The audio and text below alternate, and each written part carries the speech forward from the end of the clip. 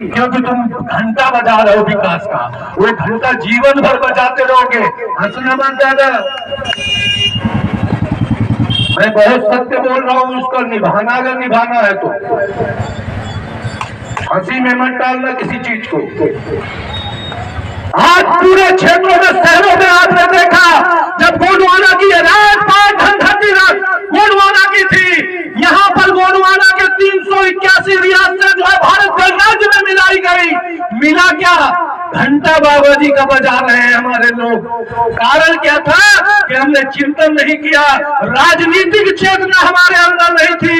जो दादा हीरा सिंह मरकाम ने बोला था कि जब तक राजनीतिक चेतना नहीं आएगी तब तक समाज का भला नहीं हो पाएगा, समाज का पतन हो जाएगा। बड़े पैमाने पर आदिवासी बहन बेटियों के साथ बलात्कार जैसे जघन्य अपराध होते हैं। भला हो हमारे युवाओं का, बाबा भीमराव अम्बेडकर को जो संविधान पढ़ा, उस संविधान की ताकत उनके अंदर आई। वो अपने मान सम्मान स्वाभिमान के लिए आज रोडों में खड़े होने लगे। आगे आज रोडों में अपने हक के लिए खड़े होने लगे, अपना हक मांगने लगे। तो नक्सलाइट के नाम से हम हजारों आदिवासियों को खत्म कर दिया गया। भारत देश का गृह मंत्री अमित शाह बोलता है जब नक्सलाइट खत्म कर देंगे। अरे गृह मंत्री महोदय, तुम्हारे बाप की औकात नहीं है कि नक्सली खत्म कर दो, क्योंकि नक्सली हमारे छत्तीसगढ़ और मध्य प्रदेश में है ही नहीं है। नक्सलाइट के नाम से आप हमारे ऊर्जावान युवाओं की हत्या केवल कर सकते हो, बाकी नक्सलाइट यहाँ है ही नहीं। नक्सलाइट तो भाजपा और कांग्रेस के चोर लोग चुनाव में पैदा करते हैं, आम जनता को डरवाने के लिए, वोट हासिल करने के लिए। तो साथियों, नक्सली कहीं नहीं है। नक्सली हमारा इस गरीब, ये हमारा नक्सली कभी नहीं हो सकता। अभी मंडला में हमारे प्रदेश प्रमुख हैं, उनके विधानसभा के पास जो है एक गरीब ऐसा कि वो डंडा भी नहीं उठा सकता, उसको नक्सलाइट के नाम से दे गोली दे गोली दे गोली। अरे शर्म आनी चाहिए पुलिस प्रशासन के लोगों को, सत्तासीन लोगों को। कितना गरीब जो डंडा नहीं उठा सकता, उसके पास बनियान नहीं थी पहनने के लिए, एक गमछा लपेटे हुए था, उसको नक्सलाइट के नाम से उसकी हत्या कर दी गई साथियों, और कुछ नहीं हुआ। इसलिए हमें सजग होना पड़ेगा, और सजग नहीं हुए तो पतन सुनिश्चित है। ये आप लोग जरूर चिंतन करना। और नहीं, इतना सब कुछ होने के बाद इस पूरे विश्व में एक ही ऐसा समुदाय है, मूल निवासी आदिवासी, जो पूरे विश्व के देशों में पाया जाता है, लेकिन हर जगह उसकी स्थिति बद से बदतर होती चली जा रही है। कारण क्या है? इसलिए साथियों, मैं निरंतर मंचों के माध्यम से आप लोगों को बोलता है, एक बार सभी सगाजन मेरे साथ बोलेंगे। आप लोग तो खाना खा के आए हो, मैं खाना भी नहीं खाया हूँ, अभी शाम को ही खाऊंगा, क्योंकि स्वास्थ्य मेरा खराब था, मेरे लीवर किडनी हार्ट सब खराब हो गए। लेकिन प्रकृति शक्ति बड़ा प्रेम बड़ा देव की कृपा रही कि आप लोगों के बीच में हूँ, और प्रतिवर्ष समथिंग आप लोगों के बीच में आता हूँ। एक बार मैं बोलूंगा लड़ेंगे, आप लोग बोलेंगे जीतेंगे, और उंगली ऐसे करके कि प्रकृति शक्ति बड़ा प्रेम की कृपा से जब वोटिंग जिस दिन हो, ये उंगली भाजपा और कांग्रेस के लोगों की आंखों में घुस जाए, तुम बटन दबा के चले आना, तुम्हारा विधायक बन जाएगा। सभी लोग बोलेंगे, मैं बोलूंगा लड़ेंगे, लड़ोगे तो ही जीतोगे, नहीं घर बैठोगे तो कोई मतलब नहीं। बच्चा जब रोता है तभी माँ दूध पिलाती है, तो अपने हक और अधिकार, मान सम्मान और स्वाभिमान की रक्षा के लिए हम लोग लड़ेंगे। सभी लोग उंगली करके, पंजा मत दिखाना या कांग्रेस के उल्लू लोगों का उंगली ऐसे अंगूठा बंद करके। सरपंच है, ये सरपंच गोंडवाना की देखो कैसे नाच रहा है।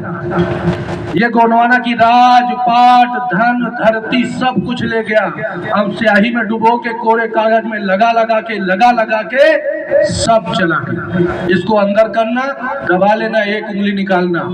सभी लोग, माताएं बहनें भी मंच में बैठे लोग, सभी लोग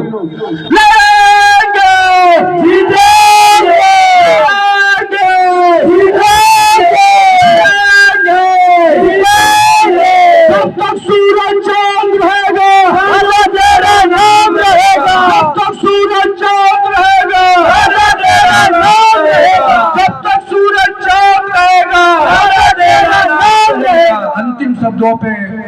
शब्द बोलते हुए मैं अपने वाणी को विराम दूंगा। जिधर देखो उधर हवस के शैतान बैठे हैं, जिधर देखो उधर हवस के शैतान बैठे हैं।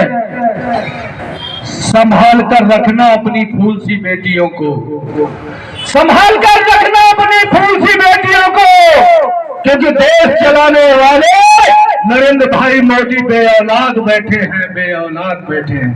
सभी को जय सेवा, जय फरापेट, राज करे गोंडवाना।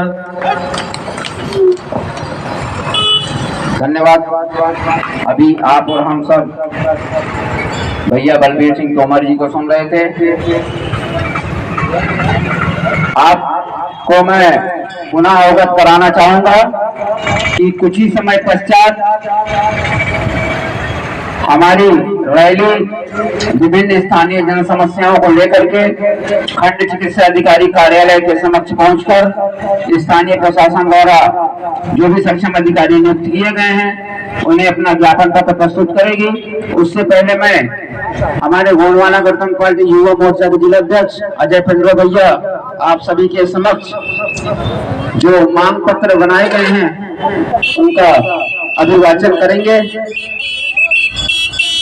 भैया और ब्लॉक अध्यक्ष जौहरी, आप रैली ले जाने की तैयारियां समुचित व्यवस्था बनाने का कष्ट करेंगे।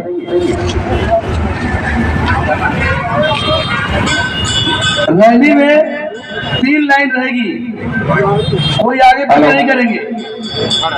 भैया धन्यवाद। संचालक महोदय,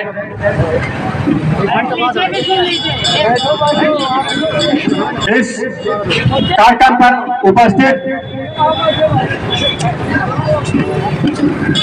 आप सभी से आग्रह है, इसके बाद हम लोग रैली के माध्यम से खंड चिकित्सा अधिकारी कार्यालय का घेराव करने के लिए निकलेंगे। मैं सभी सम्मानित सदस्यों से करूंगा कि आप लोग अपने अपने स्थानों पर बैठ जाएं। आज इस कार्यक्रम पर उपस्थित हमारे राष्ट्रीय नेता, प्रदेश स्तर के नेता, आप सभी को मैं आप सभी के चरणों में सेवा जोहार करता हूं।